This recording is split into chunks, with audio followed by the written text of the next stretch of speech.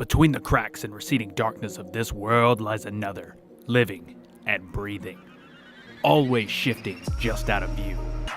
It's there that the true terrors that haunt your deepest dreams dwell, and they're watching, waiting, ever vigilant. I'm Thomas Dean Worley, a consulting detective for the Midimaville Police Department, and these are my cases. The title of hero doesn't come lightly, and it carries with it a certain responsibility to the city that you protect. But not all heroes are cut out to bear that burden, and for those unfortunate souls, it crushes them into a fine paste. As you'll no doubt observe in these cases that I'm about to share with you, an evil stench exudes from every piece of information that I've collected over these years. And by listening to this, you're listening at your own risk. There's no way to tell who or what may be watching, and they aren't too keen on having their dirty laundry aired to the public. They will find you. It's only a matter of time. It's only been a few days since I brought down Nuri and exposed the illegal drug ring that he had carefully crafted in Dromers on the outskirts of town. Since then, Midimaville seems to be the same as it always was. A soulless city infested with dark and twisted desires masquerading as an attractive tourist spot with low crime rates. It just goes to show that the only difference you can make is in a city that's open and willing to change. Otherwise, you're just breaking your back for nothing. But I have a feeling that Midimaville is receptive. It's just going to take some time. I hope. Apparently there's going to be a large press conference today, and they want me there to honor me or something. That's all fine and good, but I hope it doesn't take too long. I've got a date with a case of whiskey at 8 sharp, and I don't plan on being late. Which reminds me, I need to run by the store and pick that up. Kind of hard to keep that plan if I don't have the drink. So, I closed up the office early and made my way over to Ed's. It's this quaint little store down on the East End. He's been in business since the early 1640s. Not really sure how old he is, but you don't typically ask a mummy that question, so I just make polite conversation, buy my drinks, and split. On my way back to the office, my phone rang, and it was one of the guys from the station. Since I was the one who brought Nuri in, they wanted me there to oversee his transfer from the station to a maximum security prison a few counties over. So, instead of heading back and getting a head start on my plans tonight, I had to go and look after Nuri one last time. Good thing I was only a couple of blocks away from the station, or I'd head to the office first. I entered the police station and the typical condescending glances had been replaced with soft smiles and a few congratulations. It's a nice gesture, I guess. I entered the holding area and came face to face with Nuri, the first time since the night I beat his face to a pulp. I'd say he didn't look too pretty, but that's par for the course, so he looked about the same. I hear they're transferring you over to North Haven Penitentiary. You must be excited. Nuri didn't speak. He just looked at me with that defeated expression on his face. Come on, Nuri. You're not still worried about the links, are you? I'm about to sign these papers and then you'll be handcuffed and placed snugly into an armored vehicle to transport you. You're safe. You signed my death sentence, Tom. I hope you can live with that. Look, what they do to you on the inside is none of my concern. And I hope you make some friends fast because, for your sake, you're going to need them. I signed the papers and they were prepping Nuri for transport as I left the station. I got in my car and made my way to City Hall, where the ceremony was set to start any time now. But I couldn't shake the look of determination I saw in Nuri. He truly believes that the Lynx is going to be able to get to him.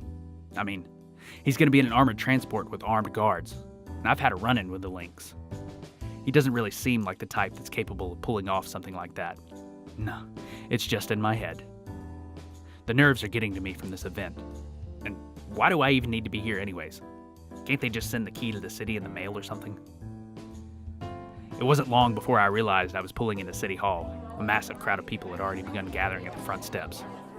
So I parked around back, and then leaned over in my seat and popped the top on one of the bottles. After downing about a quarter of the bottle, I put the cap back on, got out of my car, and walked inside. More friendly faces in here. I walked through the building and to the lobby, where I found the mayor waiting. Ah, Tom, you're here. Midimaville really owes you a debt for bringing in Nuri. He was a menace to this city, and I think I can speak for all of us when I say that we sleep more soundly at night because of you. Yeah, thanks. Oh, that looks like our cue. I hope you're ready, my boy. You're a hero. Let's go, let's go. The mayor swept out through the doors and in front of the crowd where a podium and microphone had been set up. I followed him through to a roarous applause. The band from the local high school began playing, and the mayor soaked it in for a few seconds before holding his hands up to signal everyone to quiet down. It took a few tries, but eventually everyone fell silent. Please, quiet.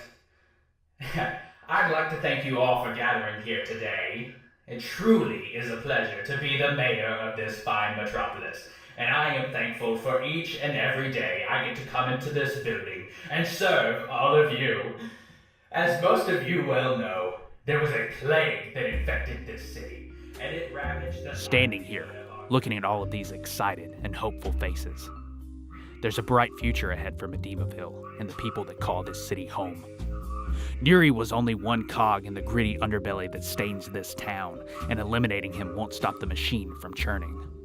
No, we must remain vigilant. We have to shine a light on those that would strive to corrupt and defile the values on which this city stands. It's up to each and every one of us to play the part of protector, of the harbinger of justice. If we want to take this city back and reclaim that moral standard that we once had, Nuri is just the beginning. I'd like to highlight the efforts of one Thomas Dean Worley, the man that single-handedly brought Nuri to justice. Tom, step over here for a moment. That's good there. Yeah, there. If it weren't for this man, then Nuri would still be out in our streets. A virus that claimed the lives of many of the men and women that call our city home. So, it is thanks to you, Tom, that our city is a safer place. Yes, hold your applause. For that, and having a few chats with Police Commissioner Grimshaw, I would like to formally announce that Tom Worley is Midimaville's very own consulting detective. That's right, Tom, that's right. With your keen eye and exquisite detective work, we believe that you'll be an excellent asset to our fine men and women in blue. I think it's safe to say that we'll all feel much safer with you looking over. Consulting detective, huh? I like the sound of that. It has a nice ring to it. The press conference didn't last much longer after that, and I didn't get a key to the city. Oh well. I drove back to the office where Janice was still waiting. Seriously, don't you ever take time off? I don't get paid time off, so if I want paid, I have to be here. Well, looks like that could be changing soon. I saw the press conference on TV. Congratulations, Tom. I appreciate it. So, what do you got for me? A few case files have come over from the police department. They look pretty important. Oh, and there's a package here for you. Thanks, Janice. Look, don't forward any calls to me tonight. I'm taking the night off to celebrate. Care for a drink? As tempting as that sounds, I think I'm gonna head home. You know, long days at the office when you don't get time off and all that jazz. Don't forget to lock up.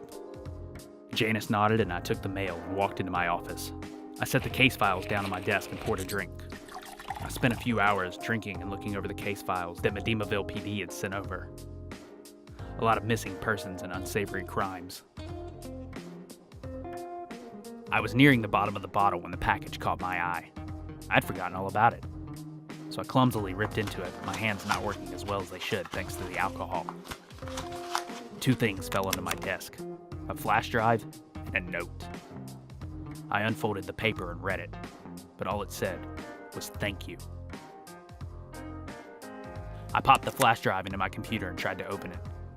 I needed to extract the contents, so I set it to work. 10%. 12%. 15%. Oh, this was gonna take a while. So, I poured another glass, clinked it on the bottle as a sort of cheers to me, and downed it. Time seemed to slither slowly by. I set the file to open as soon as it was extracted, lit a cigarette and puffed on it. 42%. I poured another glass and drank. Finally, 80%. 85%. 90%. 94. File extraction complete. Now beginning video playback. Ladies and gentlemen, lads and lassies, the following murder scene has been brought to you by Midimaville's newest consulting detective, the very bland Thomas Dean Worley. Salutations, Thomas. How are you, pal? Good, I hope. Look, I've got to thank you sincerely for bringing Nuri in.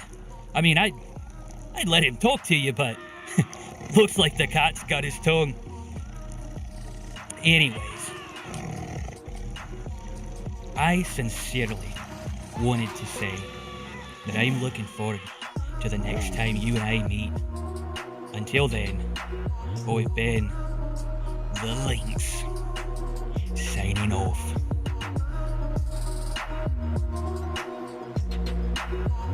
Thanks for listening to Season 1 of the Tom Worley Cases podcast. If you like what you hear, then make sure you head on over to our Facebook page and give us a like at facebook.com/The Tom Worley Podcast, or follow us on Twitter at Podcast Worley. This episode was written and produced by Trey Falco. The voices of Tom Worley, Nuri, the Mayor, and the computer were Trey Falco. The voice of the Lynx was Joshua Oglesby. The voice of Janice was Kara Oglesby. The main theme song for the Tom Worley podcast is Noir by No Copyright Sounds. Other songs used are Smooth Jazz, royalty-free music by Geemee, Hip Jazz, royalty-free music by Bensound, Upbeat Jazz Music, New York 1924 by Ross Bugden, and Cool Vibes Film Noir by Kevin MacLeod. Noir can be found by visiting the channel No Copyright Sounds for YouTube on YouTube. Smooth Jazz royalty-free music can be found by searching for Geemee on Bandcamp, Geemeeofficial on Soundcloud, or by visiting someposerscloud.com. That's Geemee, Geemee on Bandcamp, Geemeeofficial on Soundcloud, or SOMPOSERS cloud.com. Hip Jazz royalty-free music can be found by visiting bensound.com. That's BENSOUND.com. Upbeat Jazz Music New York 1924 can be found on Ross Bugden's channel on YouTube. That's Ross with 2 S's, Bugden, Bugden, on YouTube. Cool Vibes Film Noir can be found by visiting Incompetech.com. That's INCOMPETECH.com.